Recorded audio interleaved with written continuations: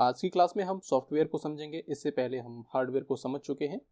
Software क्या होता है, इसकी डेफिनेशन क्या है, हार्डवेयर और सॉफ्टवेयर के बीच में डिफरेंस क्या है, सॉफ्टवेयर के कितने टाइप्स होते हैं, जैसे कि सिस्टम सॉफ्टवेयर, एप्लीकेशन सॉफ्टवेयर और प्रोग्रामिंग सॉफ्टवेयर।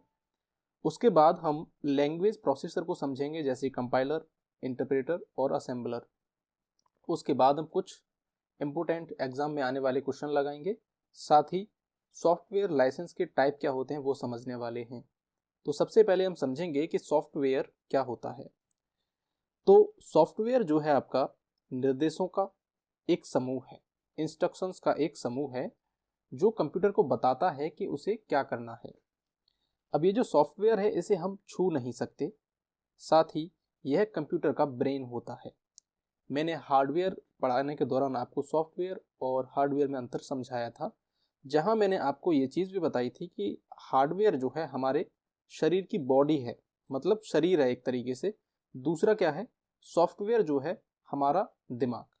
तो हमारा बॉडी क्या हुआ, एक हार्डवेयर हुआ, हमारा दिमाग क्या हुआ, एक सॉफ्टवेयर हुआ। तो हमारी बॉडी जो है बिना ब्रेन के कोई वर्क नहीं कर पाएगी, वैसे ही कंप्यूटर का जो हार्डवेयर है वो सॉफ्टवेयर के बिना वर्क नहीं कर पाएगा। ये क्या करता है, तो ब्रेन बताता है कि शरीर को क्या और कैसे करना है, तो वही कार्य आपका सॉफ्टवेयर का है। सॉफ्टवेयर और हार्डवेयर में क्या डिफरेंस है इसे हम पहले पढ़ चुके हैं, लेकिन हम दोबारा से समझ लेते हैं। तो इस तरफ है आपका हार्डवेयर, इस साइड में है आपका सॉफ्टवेयर। हार्डवेयर ऐसे पार्ट्स कंप्यूटर के जिन्हें हम छू सकते हैं, जैसे कि आपका माउस, कीबोर्ड और मॉनिटर, रैम। ये सारे क्या हैं, ये ऐसे पार्ट्स हैं जिन्हें हम छू सकते हैं।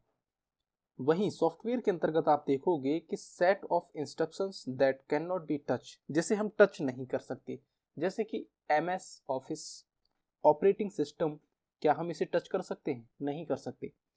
दूसरा है, अब यहाँ पर देखिए एग्जाम्पल भी दे रखे हैं, जैसे कि CPU, मॉनिटर, माउस, कीबोर्ड, ये क्या है, हार्डवेयर के अंतर्गत आते हैं। साथ ही यहाँ पर विंडो, MS वर्ड, क्रोम, कोई गेम, ये सब सॉफ्टवेयर हैं। जैसे आप ये जो वीडियो देख रहे हैं वो यूट्यूब के अंतर्गत देख रहे हैं। यूट्यूब क्या है, यूट्यूब एक सॉफ्टवेयर है। और आपका ये जो फोन है वो क्या है, एक हार्डवेयर है। ठीक है, तो ये चीज ध्यान में रखना। हार्डवेयर टेंजिबल होता है और सॉफ्टवेयर इंटेंजिबल होता है। हार्डवेयर को हम तोड़ सकते हैं। आपका मोबाइल है, आप चाहो तोड़ दो उसको। आप क्या यूट्यूब को तोड़ पाओगे? नहीं तोड़ पाओगे। तो यहाँ पर क्या है कि फिजिकली ब्रेक्स डाउन, हम अपने मोबाइल को या हार्डवेयर को तोड़ तो सकते हैं, लेकिन सॉफ्टवेयर को हम तोड़ नहीं पाएंगे। सॉफ्टवेयर आपको इंस्टॉल करना पड़ेगा, अपडेट करना पड़ेगा, लेकिन मोबाइल आपको खरीदना पड़ेगा। जैसे कंप्यूटर की बात करें तो कंप्यूटर में हार्डवेयर क्या है, एक मॉनिटर हो सकता है, कीबोर्ड हो सकता है, माउस हो सकता है। तो ये चीज़ें हमें परचेज करनी पड़ेंगी। और सॉफ्टवेयर जो है आपको इंस्टॉल करना पड़ता है, अपडेट करना पड़ता है। हालांकि ये भी परचेज किए जाते हैं सॉफ्टवेयर, लेकिन फिजिकली जो परचेज किया जाता है वो है आपका हार्डवेयर। अब हम समझेंगे क्लासिफिकेशन ऑफ सॉफ्टवेयर। सॉफ्टवेयर के 3 टाइप्स होते हैं, सिस्टम सॉफ्टवेयर, दूसरा है एप्लीकेशन सॉफ्टवेयर, तीसरा है प्रोग्रामिंग सॉफ्टवेयर। अब देखिए ये कंप्यूटर की क्लास जो हम कर रहे हैं, आप कई सारे बच्चे ऐसे होंगे कि आप हिंदी में बोल रहे हैं लेकिन हमें ये चीज़ें हिंदी में नहीं मिल रही। तो जो यहाँ पर इंग्लिश में लिखा है वही आपके क्वेश्चन में हिंदी में लिखा होगा। जैसे कि यहाँ पर सिस्टम सॉफ्टवेयर लिखा है तो वहाँ पर भी इस तरीके से लिखा होगा, सिस्टम सॉफ्टवेयर। ठीक है, तो इस चीज़ के लिए आप बिल्कुल निश्चिंत रहिए। सिस्टम सॉफ्टवेयर कंप्यूटर के लिए होते हैं और कंप्यूटर को ही मैनेज करते हैं। एप्लीकेशन सॉफ्टवेयर यूज़र, मतलब हम कंप्यूटर का यूज़ कर रहे हैं तो हम कौन है, एक यूज़र हैं। आप मोबाइल चला रहे हैं तो आप कौन है, मोबाइल के यूज़र हैं। तो एप्लीकेशन सॉफ्टवेयर जो होते हैं यूज़र के लिए होते हैं। प्रोग्रामिंग सॉफ्टवेयर, कोई डेवलपर है जो ऐप बनाता है, वेबसाइट बनाता है, तो उनके लिए है ना। तो जो नया सॉफ्टवेयर बनाता है उसके लिए क्या होता है, प्रोग्रामिंग सॉफ्टवेयर। अब हम बात करेंगे सबसे पहले सिस्टम सॉफ्टवेयर की। सिस्टम सॉफ्टवेयर वह सॉफ्टवेयर है जो हार्डवेयर को नियंत्रित करता है और एप्लीकेशन सॉफ्टवेयर को चलाने का मंच प्रदान करता है। यह यूज़र, हार्डवेयर और अन्य सॉफ्टवेयर के बीच में एक इंटरफेस का काम करता है। सिस्टम सॉफ्टवेयर आपने देखा होगा कि हमेशा बैकग्राउंड में चलते हैं। कंप्यूटर ऑन होते ही सबसे पहले लोडिंग होती है बूटिंग के टाइम पर, और सीधे यूज़र की बजाय ये हार्डवेयर और एप्लीकेशन सॉफ्टवेयर को टारगेट करता है। अभी आगे आपको डिटेल से हम समझेंगे तब आपको और अच्छे से समझ में आएगा। अभी हम यहाँ पर सिस्टम सॉफ्टवेयर के 4 मेन टाइप्स देखेंगे। पहला है आपका ऑपरेटिंग सिस्टम, जिसे आप ओएस कहते हैं। ऑपरेटिंग सिस्टम क्या होते हैं इसके उदाहरण समझिए, जैसे कि विंडो, लिनक्स, मैक, एंड्रॉयड, ये क्या है? सारे ऑपरेटिंग सिस्टम है। आप कहते हो कि एंड्रॉयड मोबाइल लिया है, तो एंड्रॉयड मोबाइल क्या है? ये ऑपरेटिंग सिस्टम है। आप एप्पल का मोबाइल लेते हैं, वो उसमें क्या होता है? आईओएस होता है। तो ये जो क्या है सारे, ये ऑपरेटिंग सिस्टम है। इनका काम क्या होता है? हार्डवेयर संसाधनों का प्रबंधन, जैसे कि सीपीयू कैसे वर्क करना चाहिए, अदर जो आपकी रैम है उसे कब वर्क करना चाहिए, साथ ही जितने भी आपके हार्डवेयर हैं उनको ये मैनेज करता है। और यूज़र इंटरफेस जीयूआई या फिर सीएलआई प्रदान करता है। डिवाइस ड्राइवर दूसरा है। डिवाइस ड्राइवर छोटे छोटे प्रोग्राम्स होते हैं ये, जो विशेष हार्डवेयर के साथ में जुड़े होते हैं। जैसे कि आपने प्रिंटर ले लिया, अब प्रिंटर कंप्यूटर से लगाया, आपने प्रिंट करा, लेकिन प्रिंट नहीं हो रहा, क्योंकि आपने प्रिंटर का डिवाइस ड्राइवर जो है वो आपने इंस्टॉल नहीं किया है। तो सबसे पहले आपको प्रिंटर का जो ड्राइवर है वो डाउनलोड करना पड़ेगा, इंस्टॉल करना पड़ेगा।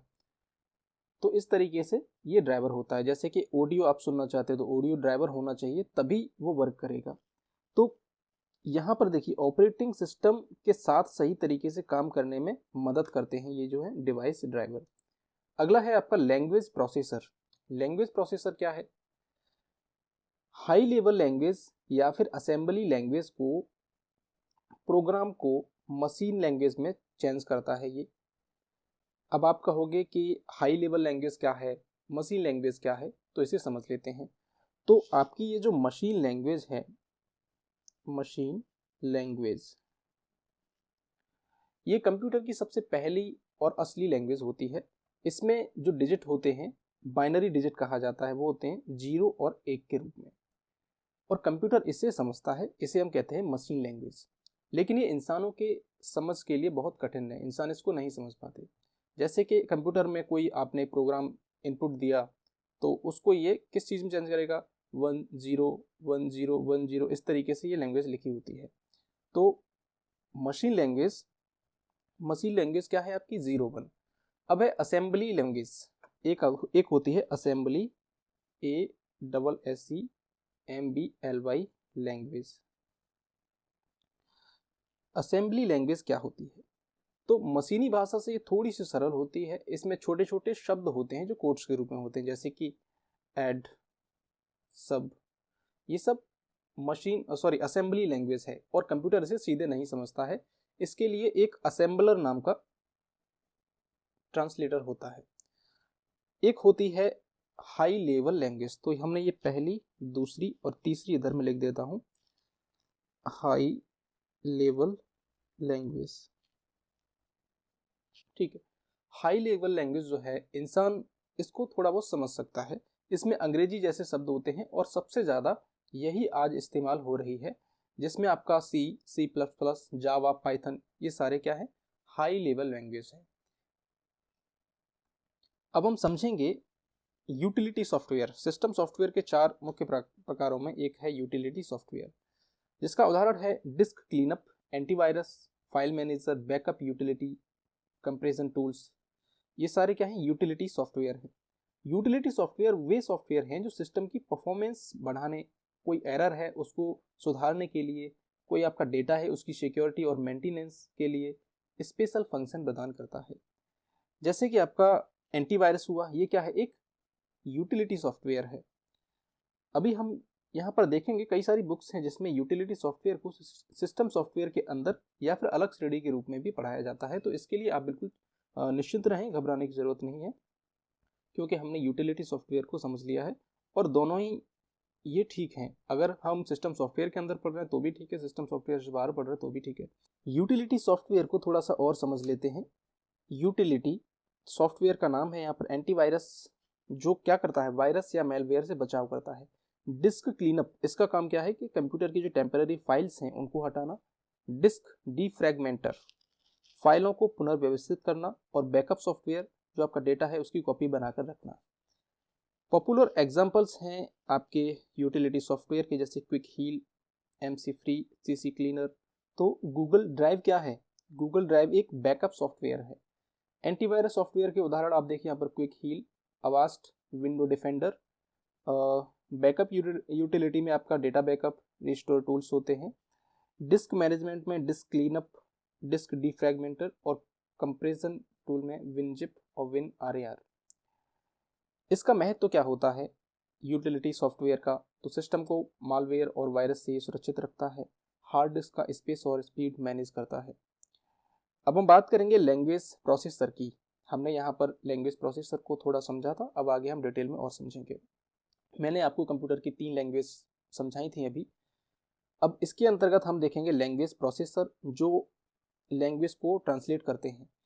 इसमें कंपाइलर, इंटरप्रेटर और असेंबलर, ये 3 होते हैं। कंपाइलर जो है हाई लेवल लैंग्वेज को मशीन लैंग्वेज में बदलता है। इसका काम करने का तरीका क्या है? तो कंपाइलर जो है पूरे प्रोग्राम को एक साथ मशीन लैंग्वेज में चेंज करता है, उसके बाद उसे चलाता है। इसका एग्जांपल देखिए, जैसे कि आपके पास एक पेपर है, उस पेपर को आपको सॉल्व करना है। तो सबसे पहले आपने क्या किया कि पूरा पेपर सॉल्व कर दिया एक बार में, उसके बाद चेक किया, उसके बाद रिजल्ट देखा। तो ये ऐसे वर्क करता है कंपाइलर। इसका फायदा क्या है कि बहुत तेज काम कर सकता है और गलती जो है बाद में पता चलती है। अब हम देखते हैं इंटरप्रेटर को। इंटरप्रेटर जो है हाई लेवल लैंग्वेज को बदलता है और इसका कोई निश्चित फॉर्मेट नहीं है, डायरेक्ट ये एग्जीक्यूट कर देता है, आपको रिजल्ट दिखाता है। इंटरप्रेटर क्या करता है, प्रोग्राम को line by line machine language में ये चेंज करता है, उसके बाद तुरंत चलाता है। जैसे कि आपने एक लाइन लिखी, उसके बाद चेक करी कहीं गलती तो नहीं है, फिर रन करी, फिर दूसरी लाइन लिखी, फिर चेक करी कहीं गलती तो नहीं है, फिर रन किया। तो ये है आपका इंटरप्रेटर, जिसके उदाहरण है पाइथन, जावा स्क्रिप्ट, रूबी। इसका फायदा क्या होता है कि गलती जो है तुरंत पता चल जाती है। जैसे एक लाइन आप लिखोगे, फिर उसको चेक करोगे तो पता चल जाएगा कहाँ पर गलती है।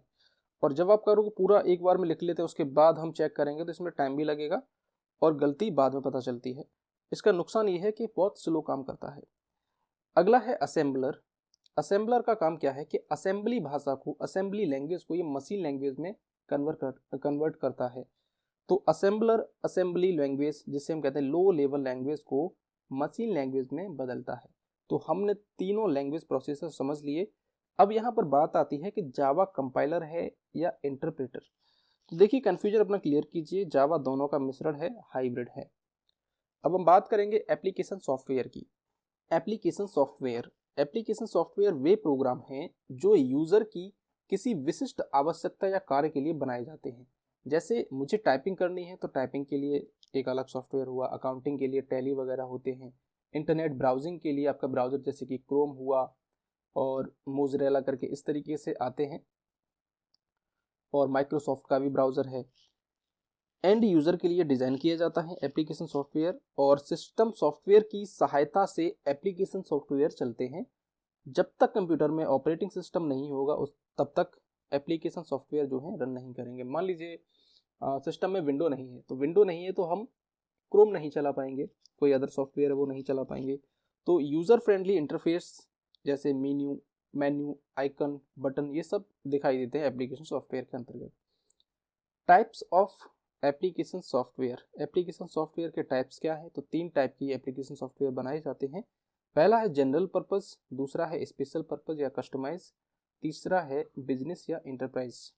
सबसे पहले हम समझते हैं जनरल पर्पस को, जिसके अंतर्गत आपका word processor, MS word, Google document और स्प्रेडशीट, प्रेजेंटेशन में आपका power point, web browser, Chrome, Firefox, ये सब क्या है, जनरल पर्पस के हैं।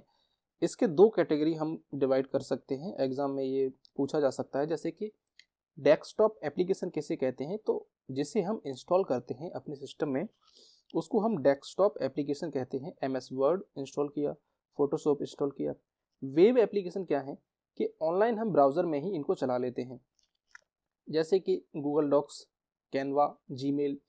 हालांकि ये ऐप भी आते हैं इनके, लेकिन जिसे हम वेबसाइट पर यूज़ करें उसे हम कहेंगे वेब एप्लीकेशन। स्पेशल पर्पस या कस्टमाइज, ये कैसे एप्लीकेशन सॉफ्टवेयर हैं? तो जैसे कि बैंकिंग सॉफ्टवेयर होते हैं, मैनेजमेंट सॉफ्टवेयर होते हैं, किसी कंपनी का मैनेजमेंट सॉफ्टवेयर है, इन्वेंट्री और हॉस्पिटल मैनेजमेंट और मैनेजमेंट सिस्टम। तो ये सब क्या है, स्पेशल पर्पस के लिए होते हैं। जैसे किसी हॉस्पिटल को मैनेज करना है तो उन्होंने अपने तरीके से उसको बनवाया। बिजनेस इंटरप्राइज या एप्लीकेशन सॉफ्टवेयर, तो देखिए ERP CRM मशीन आपने नाम सुना होगा, MIS सिस्टम, तो ये सब है बिजनेस एप्लीकेशन सॉफ्टवेयर। अभी हम समझेंगे तीसरा है प्रोग्रामिंग सॉफ्टवेयर। प्रोग्रामिंग, इसे हम डेवलपमेंट सॉफ्टवेयर भी कहते हैं। ऐसे सॉफ्टवेयर जो नए सॉफ्टवेयर या प्रोग्राम विकसित करने के लिए यूज़ किए जाते हैं उन्हें हम प्रोग्रामिंग सॉफ्टवेयर कहते हैं, या फिर हम इसे डेवलपमेंट सॉफ्टवेयर कहते हैं। इसके उदाहरण क्या है? टेक्स्ट एडिटर, इसका काम होता है सिर्फ कोड लिखना, जैसे कि notepad plus plus, VS code. IDE, ये क्या है? एक प्रोग्रामिंग सॉफ्टवेयर है। इसका काम होता है लिखो, चलाओ और उसको डिबग करो, जैसे विजुअल स्टूडियो, पाईचार्म। वर्जन कंट्रोल है, कोड जो है उसका हिस्ट्री रखना, और जैसे गिटहब, ये इसके एग्जांपल हैं। तो ये प्रोग्रामिंग या डेवलपमेंट सॉफ्टवेयर हैं। तो हमने 3 टाइप के सॉफ्टवेयर समझे: सिस्टम सॉफ्टवेयर, एप्लीकेशन सॉफ्टवेयर और प्रोग्रामिंग सॉफ्टवेयर। प्रोग्रामिंग सॉफ्टवेयर के अंतर्गत ही जो सॉफ्टवेयर लाइसेंस है वो आता है। तो सॉफ्टवेयर लाइसेंस को हम अलग से एक क्लास में समझेंगे, क्योंकि थोड़ा सा वो बड़ा टॉपिक है, और उसको अगर हम इस क्लास में समझते हैं तो ये वीडियो भी बड़ी हो जाएगी। हम अच्छे से उसको अगली क्लास में समझेंगे। तब तक के लिए हम कुछ MCQs यहाँ पर अटेम्प्ट कर लेते हैं। जैसे कि ये यूपी के अंतर्गत जूनियर इंजीनियर टेक्नीशियन, इसमें आया था 2015 में। कंपाइलर क्या है? तो कंपाइलर क्या है? एक कंप्यूटर प्रोग्राम है। ठीक बात है। सॉफ्टवेयर का भाग है? हाँ, सॉफ्टवेयर है एक। और हाई लेवल से मशीन लेवल लैंग्वेज में बदलने वाला प्रोग्राम है, ये भी बात सही है। तो इसका ऑप्शन डी सही है। तीनों बातें सही हैं। हमने पढ़ा था ना, कंपाइलर, इंटरप्रेटर, असेंबलर, ये उससे जुड़ा हुआ प्रश्न है। अगला प्रश्न है, MS वर्ड किसका उदाहरण है? ऑपरेटिंग सिस्टम का? नहीं, ऑपरेटिंग सिस्टम का उदाहरण ये नहीं है। प्रोसेसिंग डिवाइस का? नहीं। एप्लीकेशन सॉफ्टवेयर का? हाँ, ये सही है। एप्लीकेशन सॉफ्टवेयर का MS वर्ड एक उदाहरण है। अगला अगला प्रश्न है आपका, निम्नलिखित में से कौन सा एक प्रोग्रामिंग सॉफ्टवेयर है? डिस्क क्लीनअप, ये यूटिलिटी सॉफ्टवेयर के अंतर्गत आता है, इसलिए नहीं है। और डिस्क डी फ्रैगमेंटर, ये भी यूटिलिटी का है। विंडोज नहीं है। विजुअल बेसिक, ये ऑप्शन डी आपका सही है। तो हमने कुछ MCQs अटेम्प्ट किए हैं। आशा करते हैं आपको ये क्लास अच्छी लगी होगी, और मैं चाहूँगा कि आप कुछ प्रैक्टिस क्वेश्चन करें इनसे जुड़े हुए। और आपको कोई डाउट है इस क्लास से जुड़ा हुआ तो आप मुझे कमेंट में पूछ सकते हैं। अगर आप कॉम्पिटिटिव एग्जाम्स की तैयारी कर रहे हैं तो आप इस चैनल को जरूर सब्सक्राइब कीजिएगा, क्योंकि हम लगातार आपके लिए बेसिक से लेकर एडवांस तक के डिटेल्ड टॉपिक लाते रहते हैं किसी भी सब्जेक्ट में। धन्यवाद। आपसे मिलते हैं हम अगली क्लास में, जिसमें हम समझेंगे सॉफ्टवेयर लाइसेंस क्या होता है, उसके कितने टाइप्स होते हैं। इन सब बातों को हम अगली क्लास में विस्तार से समझेंगे।